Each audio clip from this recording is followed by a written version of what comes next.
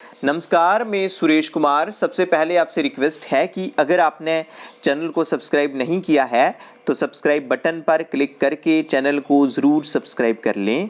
तो आज हम बात करेंगे कि किन केसेस में जो बेनिफिशरीज़ हैं उनको डीएक्टिवेट करने की ज़रूरत पड़ जाती है। तो सबसे पहले ये क्लियर कर दें कि अगर कोई बच्चा आपके पास है 3 से लेकर 6 साल तक और वो स्कूल में जाता है, उसको पोषण ट्रैकर आईडी से डीएक्टिवेट करने की ज़रूरत नहीं है। उसको सिंपली आपने क्या करना है कि पोषण ट्रैकर में जाके जैसे बच्चे के आगे जो 3 डॉट्स होते हैं यहाँ पे क्लिक करेंगे।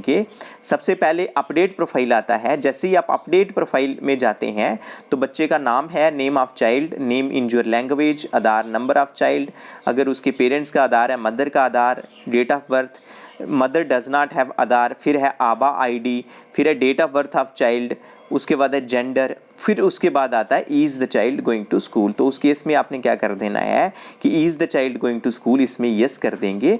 जैसे ही आप यस करेंगे तो फिर आपने क्या करना है, लास्ट में जाके सबमिट कर देना है। क्योंकि ये जो वाला बच्चा है जो स्कूल में नहीं है गया है, जो आंगनवाड़ी सेंटर में ही है, इसलिए मैं यस नहीं कर रहा हूँ।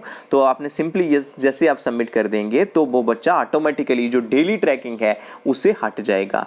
लेकिन एट द सेम टाइम आपने क्या करना है कि उस बच्चे का जो हाइट एंड वेट है वो ज़रूर करना है। जो अदर एस्पेक्ट है, दैट मीन्स आप जो ग्रोथ मॉनिटरिंग है वो बच्चे की कर रहे हैं, आप बच्चे को कुछ एक सर्विसेज दे रहे हैं, इसलिए वो हमारा बेनिफिशियरी रहेगा। लेकिन वो प्री स्कूल के लिए नहीं आता है, उसको जो न्यूट्रिशन वगैरह है, जो हार्ड कुक्ड मील है वो हम नहीं दे रहे हैं। तो आज हम बात करेंगे कि किन केसेस में डीएक्टिवेट करना है बेनिफिशियरी को।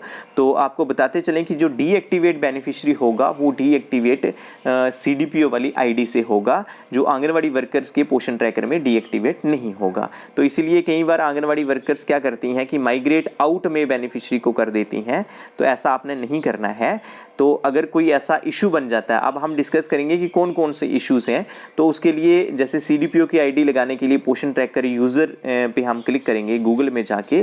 तो जैसे ही हम क्लिक करते हैं उसमें जो है आपका आ जाएगा आईडी और पासवर्ड, वो आपने डालना है, फिर ये ओपन हो जाएगा।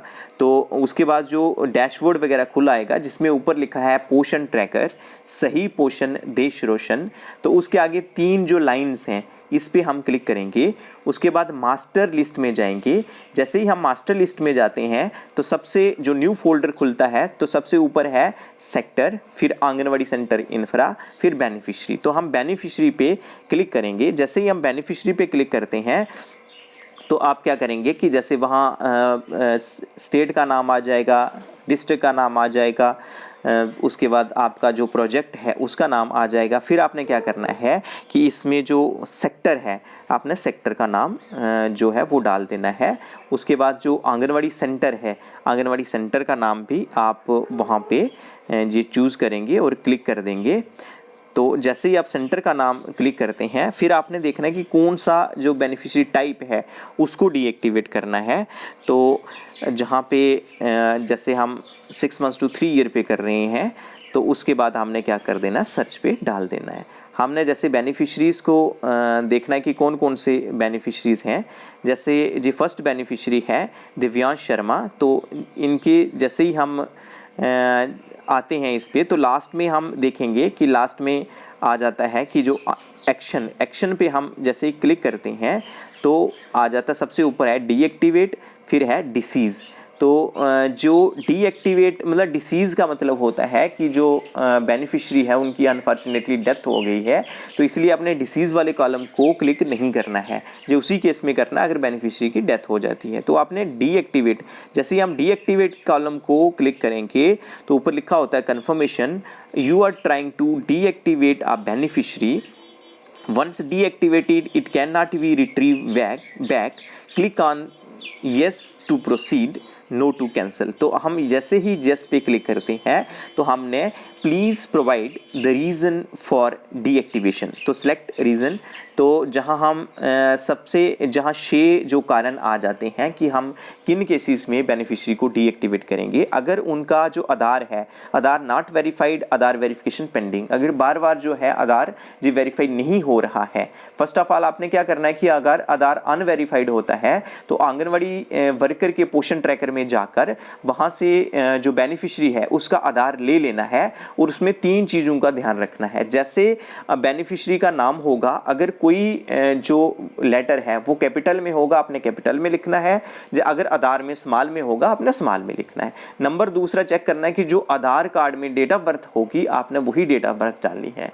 नंबर तीसरा आपने जो आधार कार्ड में नंबर होगा आपने वही नंबर डालना है। अगर आप ये तीनों चीज़ों का ध्यान रखते हैं, कई बार होता है कि ऐसे आधार नंबर आंगनवाड़ी वर्कर क्या कहती है कि जो बेनिफिशियरी से आधार नंबर टेलीफोनिकली ले लेते हैं, कि वो नंबर लिखवा देते हैं और उनका नाम ऐसे ही लिख देते हैं। तो आपने क्या करना है कि उसमें आप व्हाट्सएप में मंगवा सकते हैं, आधार कार्ड देखना है बेनिफिशियरी का। अदरवाइज जब बेनिफिशियरी सेंटर में आता है आधार कार्ड देखना है, जहाँ होम विजिट करके आधार कार्ड देखना है। तो ये जो 3 एस्पेक्ट हैं आपने वो कवर करने हैं, तो आपका 90% चांसेस हैं कि जो आधार है वो वेरीफाई हो जाएगा। लेकिन फिर भी अगर आधार वेरिफिकेशन पेंडिंग रहता है तो उस केस में आप उसे डीएक्टिवेट कर सकते हैं।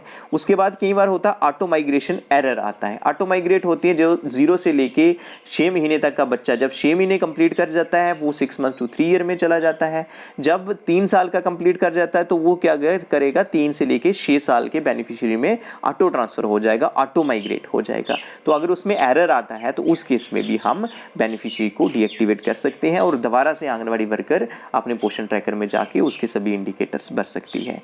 तो उसके बाद अगर डेट ऑफ बर्थ या LMP या रॉन्ग एंट्री, कई बार होता है कि डेट ऑफ बर्थ हम डालते हैं तो गलती से वो रॉन्ग डेट ऑफ बर्थ डालने जाती है, जहाँ LMP जो डालनी थी वो गलत डालने गई है, तो उसके जहाँ रॉन्ग एंट्री हो गई है, गलत एंट्री हो गई है, उस केस में भी हम डीएक्टिवेट कर सकते हैं। उसके बाद ये कॉमन देखने में चीज़ें आती हैं कि आंगनवाड़ी वर्कर एक बेनिफिशियरी को जैसे ही रजिस्टर करती है तो वो बेनिफिशियरी वहाँ पे शो नहीं होता है, इसलिए वो दोबारा से उसे रजिस्टर करती है और बाद में 2-3 घंटे के बाद देखती है कि वो बेनिफिशियरी 2 टाइम आ गया है। तो उस टाइम में भी हमने क्या करना है कि CDPO वाली आईडी में जाके, जो उसको बोलते हैं डुप्लीकेट एंट्री, तो हमने एक एंट्री को डीएक्टिवेट कर देना है।